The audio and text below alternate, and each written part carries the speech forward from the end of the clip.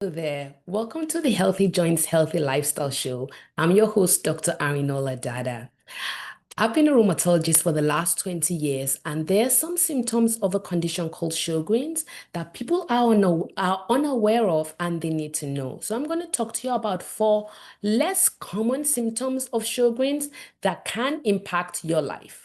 So Sjogren's is an autoimmune disease where the immune system is overzealous and attacks. The most common is the lacrimal glands which impacts the tear ducts, which you're like, what's the big deal? Well, it causes dryness. What's the big deal? Dryness in the eyes can cause your eyelids to kind of be like sandpaper over your eyes, which can cause corneal ulcerations and in fact impact your vision.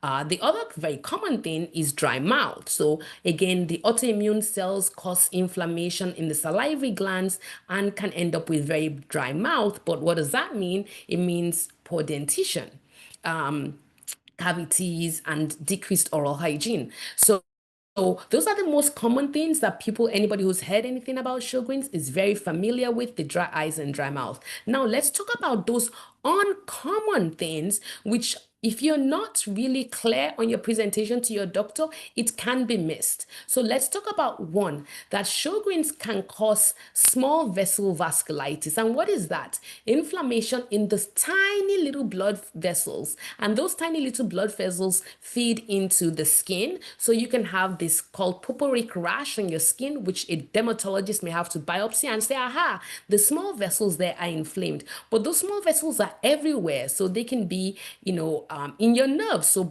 tiny blood vessels supply the nerves. So people with Sjogren's may end up with something called peripheral neuropathy. Their nerves are tingling. So you can imagine that any organ in the body can be involved with this small vessel vasculitis. And usually it really requires for somebody to have an insight, do a biopsy and say, oh, I can see under the microscope you have inflammation in the small blood vessels. So one, small vessel vasculitis.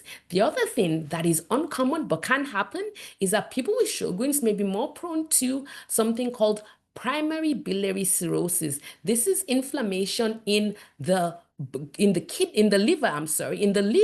and that is primary biliary cirrhosis, and that can be a big deal for patients, and so it needs to be watched for in people with Sjogren's.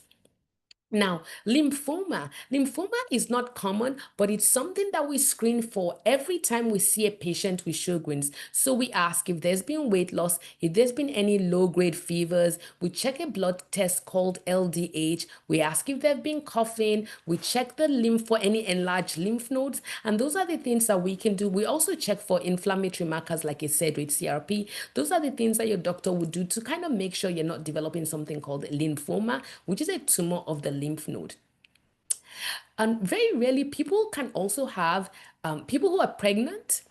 Who are pregnant and have Sjogren's may have babies who have something called congenital heart block. So when a woman is pregnant and has Sjogren's, they may actually be monitored by high risk OB, so high risk obstetrician, to obstetricians that manage people that are high risk. And so once a person has Sjogren's and is pregnant, that person is considered to be high risk. So if you are that person, you'll have to see an obstetrician who manages people who are high risk in pregnancy, because they need to monitor to make sure that the baby does not develop something called a heart block. The good news is that it's monitored and it can be treated, and so that the baby should do fine, but it's important that it is caught. So these are important things that people with Sjogren's may not be aware of that is contributing to their Sjogren's. For instance, other things like brain fog, fatigue are also things that is very difficult for people with Sjogren's because there's no blood test to identify it,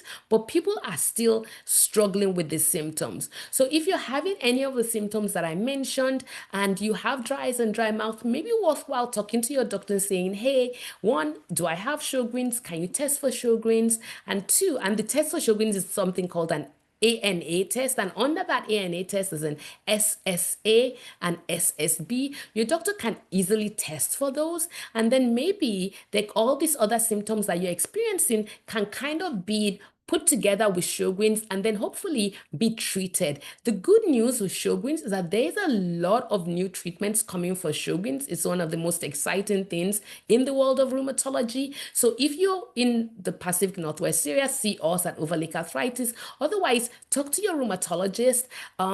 One of the treatments has actually been fast-tracked, so you would probably be having access to treatment for Sjogren's soon. So if this video is helpful, do share it, like it, subscribe to our channel at Healthy Joints, Healthy Life. I'll be giving you new tips on the latest things that are happening to make sure that you have a healthy and happy, good quality of life. So follow us and I'll see you next time. Take care. This is Dr. Dada.